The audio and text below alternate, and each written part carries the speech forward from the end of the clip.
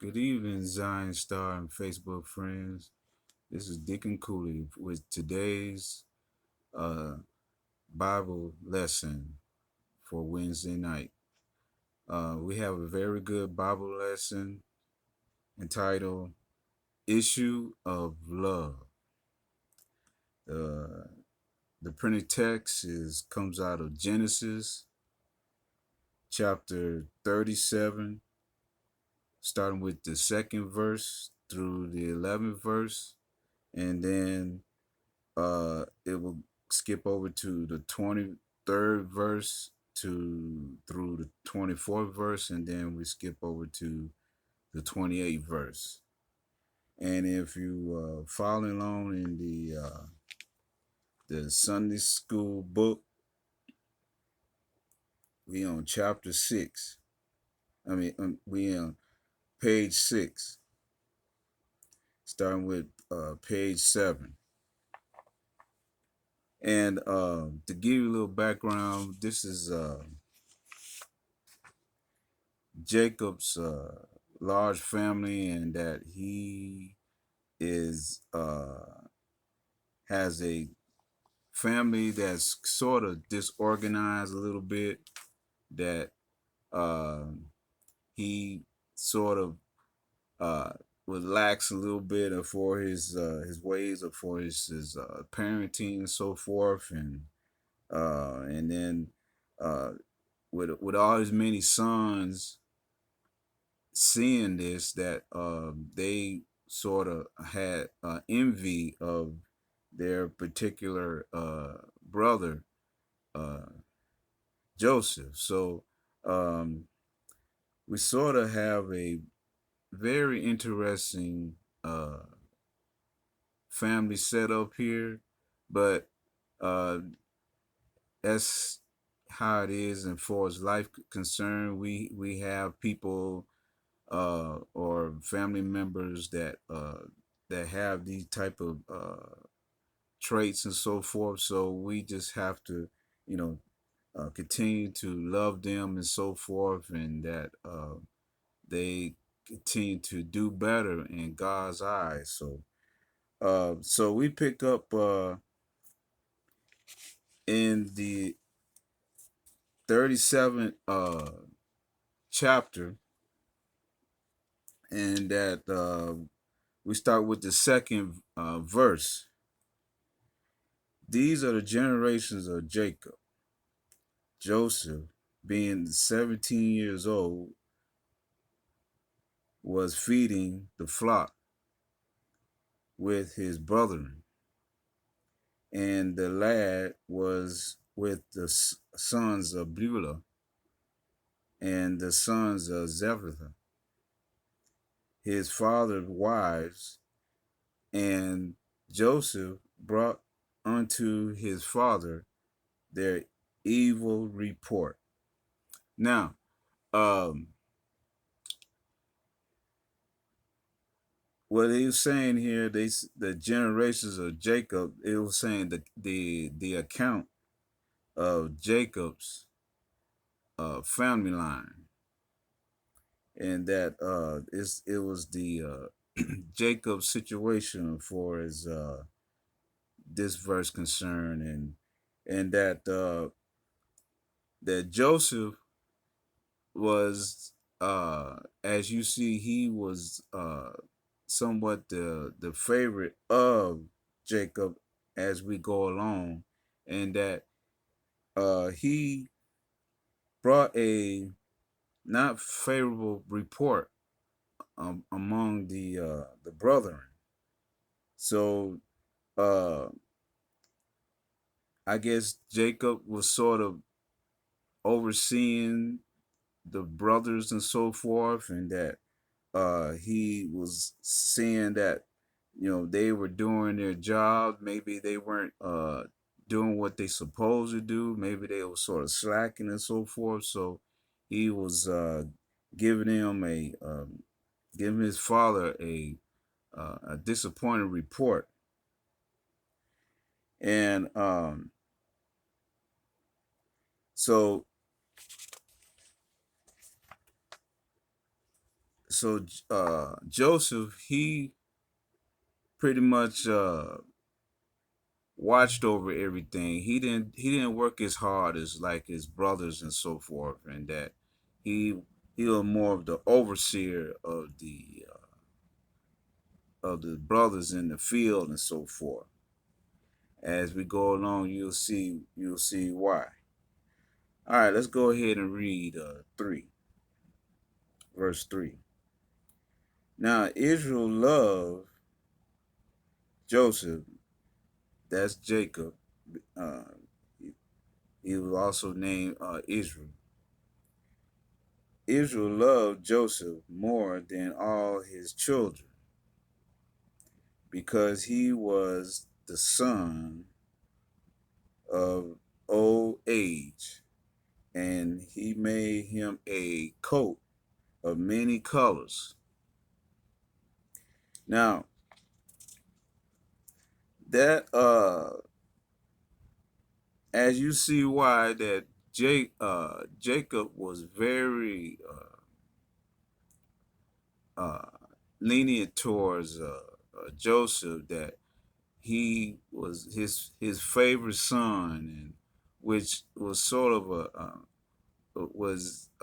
a mistake in his part because uh, he sort of created a vital environment in the family and so forth among his brothers and so forth. So uh, as you see that he uh, gave Joseph a nice looking colorful coat, and it was coat of many colors and so forth.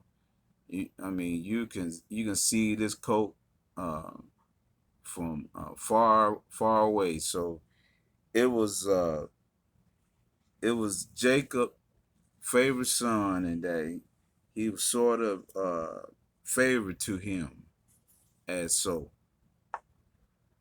All right, let's go ahead and read 4. And when his brethren saw that the father loved more than all his brethren, they hated him and could not speak peacefully unto him. So, as you see, the brethren, seeing that he uh, was the favorite of all the sons and so forth, being Joseph, uh, Jacob favorite uh, Joseph, and that he also clothed him with the with this colorful jacket coat that probably was had long sleeves, and it was a long coat all the way down past his waistline and so forth. So I mean they envy him for as that concern, because you can probably see how it was sort of went. They the brethren of Joseph, they were like, wow, you walking around with sort of like Louis Vuitton, Tommy Hilfiger, and here we got Levi Strauss, so forth. So I mean they envy him as far as that, and see and you mothers and fathers and so forth, it sort of hurts a child when you don't give them equal amount of whatever, could be cookies or a pair of shoes or so forth. If you give one way more than what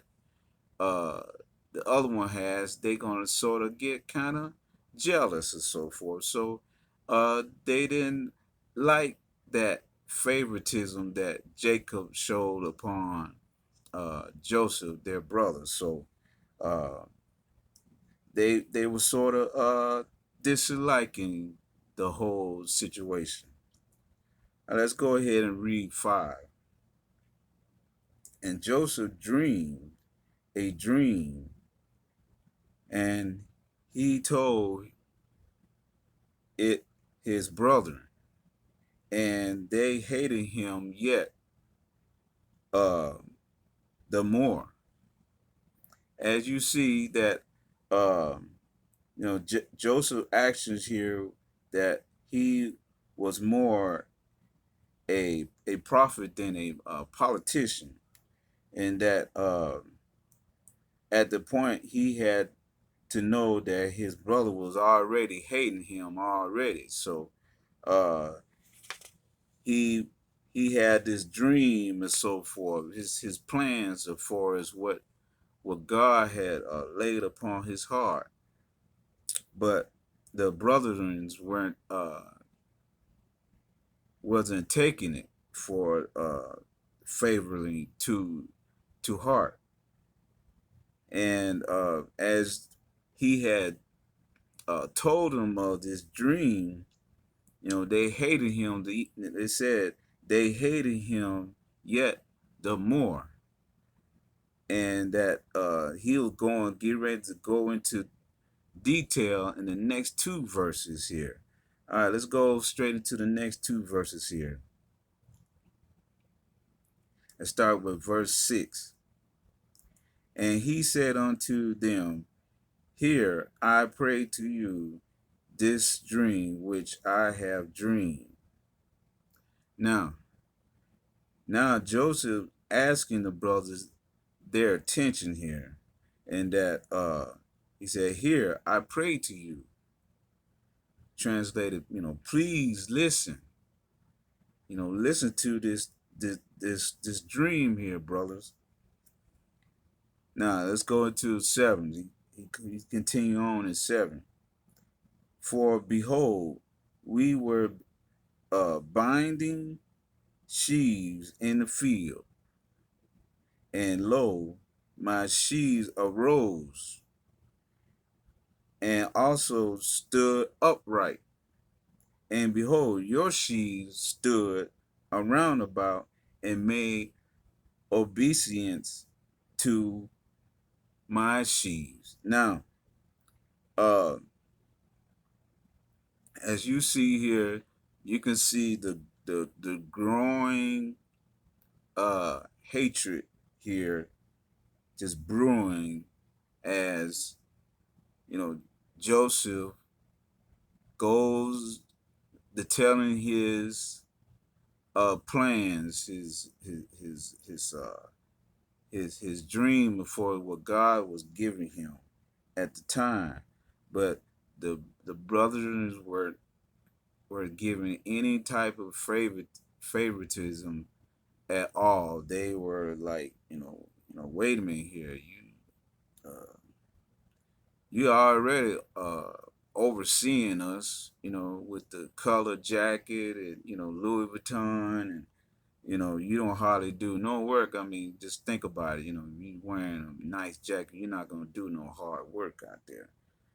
So they are already seeing all this. See? So and then he tells them uh that his sheaves in the field arose, stood taller than their sheaves, and that uh their sheaves was gonna obedience to his sheaves.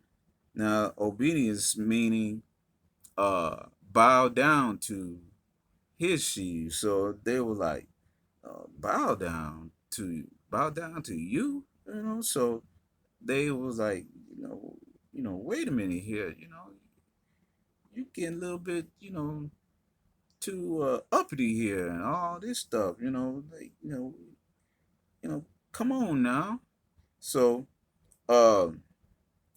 it's almost saying that they gonna, start worshiping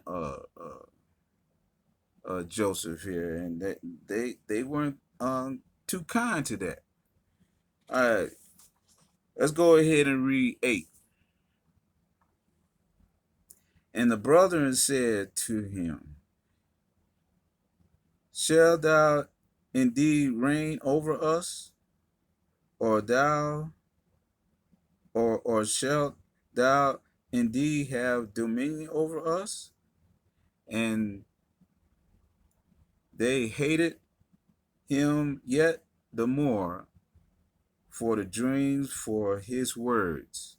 So they were they had to ask a question. Said, now wait a minute. Now we're gonna have to, you know, bow down to you, and you're gonna be, be reign over us. You're gonna be, king over us. You're already overseeing us, and now we're gonna have to, you know, uh, bow down to you. So um, there was, they were already starting to feel, hey, we getting a short end of the stick here, and that it was clear that their Joseph's dream was becoming more and more clear to them that he is going to be more superior to them and later on in the days. All right, let's go ahead and read 9. And he dreamed yet another dream and told of the brethren and said, behold, I have dreamed a dream more, and behold, the sun and the moon and the 11 stars made obeisance to me. Here we go again. He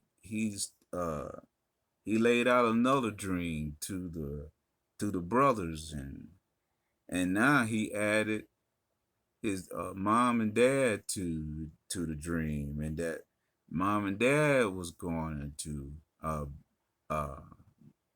bow down to him in this dream, and they were just livid. They were just like, this. Wait a minute, we can't keep continuing to have this, going on. You gonna order us around, and then you're gonna be now we're gonna have to bow down to you and everything. I mean, it was like, wait a minute. So um so let's go on to 10. And now he tells his father, and so let's read 10. And he told it to his father and to his brethren, and his father rebuked him and said unto him, what is this dream that thou hast dreamed? Shall I that and thy mother and thy brethren indeed come to bow down ourselves to thee, to the earth? Now here the father, he had to ask this question. He said, now we're gonna, this dream that you're dreaming, Joseph, your me and your mother and your brothers gonna bow down to you, and that we gonna, uh worship you and so forth. And he had to ask this question because he was like, you know, I'm your daddy, so I just, he was wondering, he said, I'm the, patriarch of this family, why are you doing this to me? So, um, but Joseph, he was uh laying out what God had gave to him as far as his dream concerned, and that it was clear to both the brother and then the father here was questioning Joseph, you know, why he dreamed this dream because,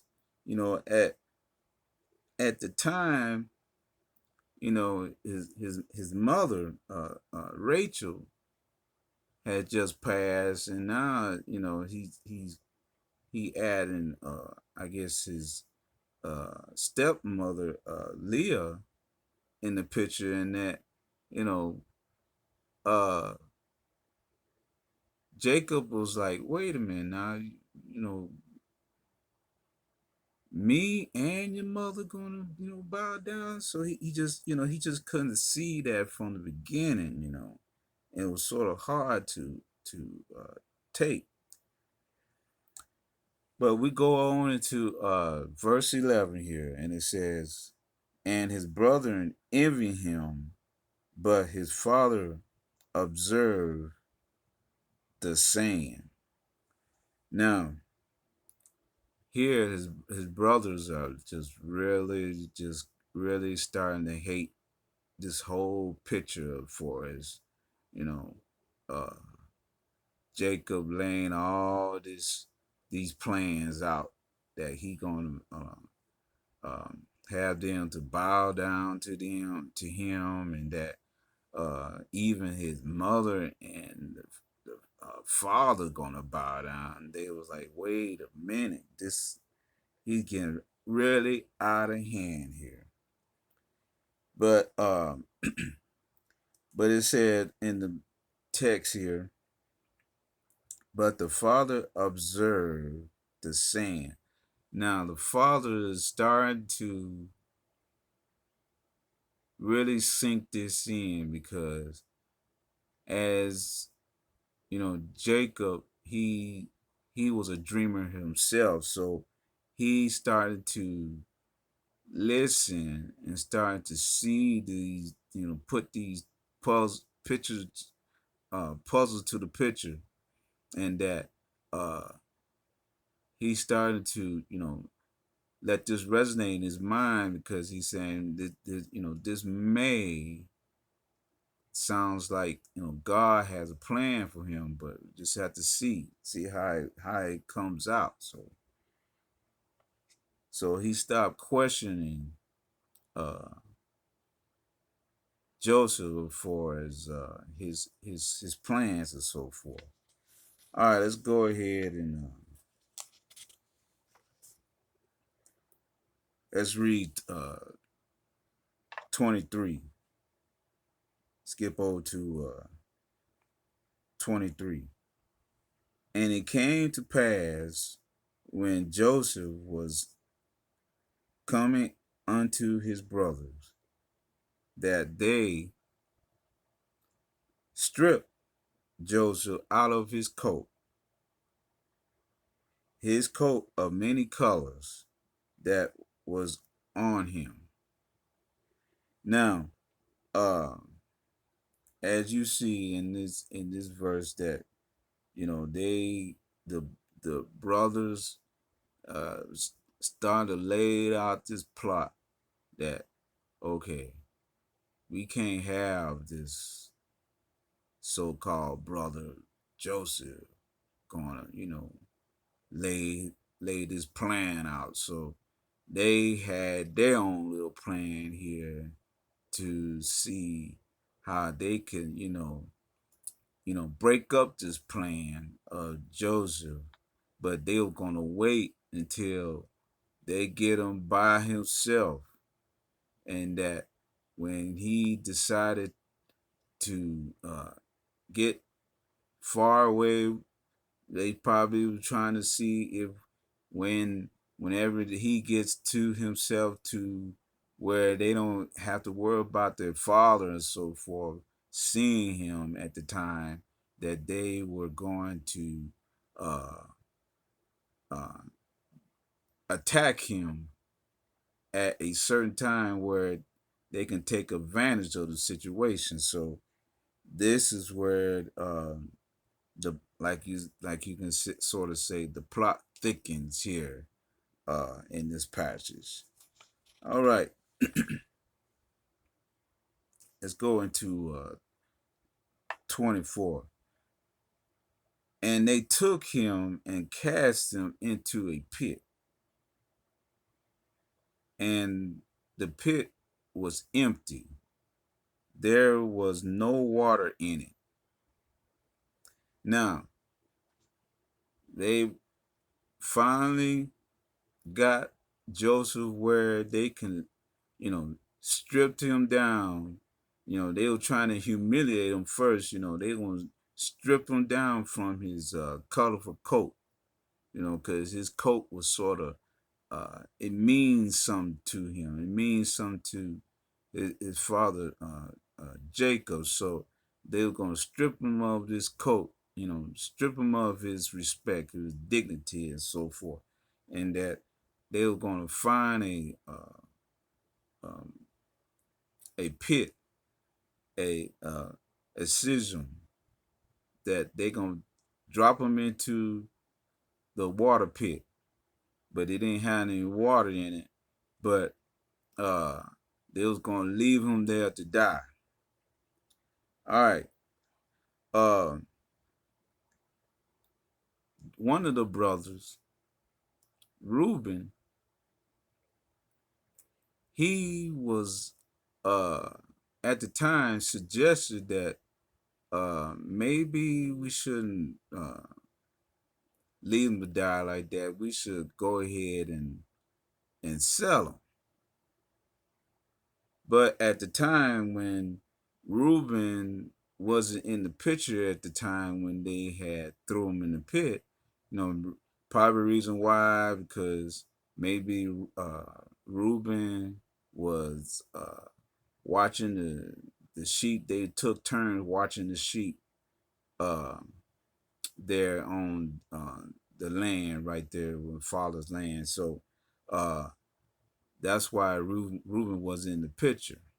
So, but when you later on, Reuben tries to go back to rescue Joseph, but Joseph was gone already. But we're gonna get to that here in a minute. All right, right. We're gonna go read verse 28. Then there passed the Midianites, the merchantmen, and they drew and lifted Joseph out of the pit and sold Joseph to the Ishmaelites for 20 pieces of silver. And they brought Joseph unto Egypt. Now, when as this whole situation was progressing, like I said, Reuben was gone, probably watching the sheep while the rest of the brothers were plotting around, trying to capture uh, Joseph. And then they finally threw him in the pit.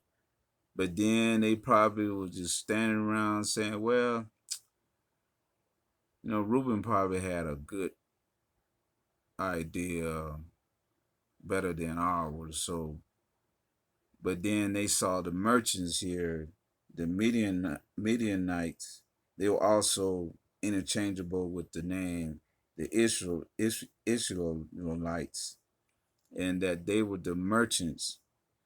And they went on ahead and pulled Joseph out, sold him over to the merchants, which Joseph uh, basically ended up being sold into Egypt. And then here Reuben comes maybe an hour later or so forth, and he tries to he has, I guess, a change of heart and tries to rescue Joseph. but Joseph's not there anymore. So um, that's how we end up with Joseph going to Egypt and being sold as a slave there. All right.